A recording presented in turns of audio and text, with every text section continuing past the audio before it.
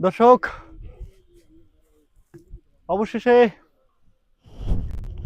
এই যে সাজেকের সর্বোচ্চূড়ায়, এটাই হচ্ছে যে আমাদের বাংলাদেশের একদম সর্বশেষ স্থান। ওই পাশটা দেখা যাচ্ছে যে মিয়ানমার,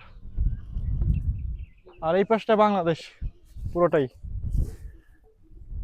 এই যে এত সুন্দর আল্লাহর সৃষ্টি, আর অথচ আমরা অবহেলা করি টাকার অবক্ষয়।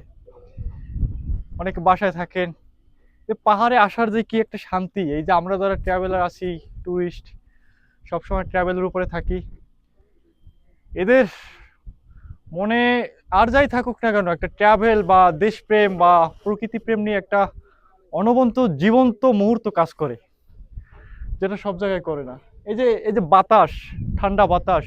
পাহাড়ে একটা জিনিস কি, যত ওয়েদার যত গরম থাকুক না কেন, বাতাসটা একদম ঠান্ডা। এখানে গরম কাপড়ও মনে হয় না যে গরম লাগে। বাতাস, প্রচুর বাতাস।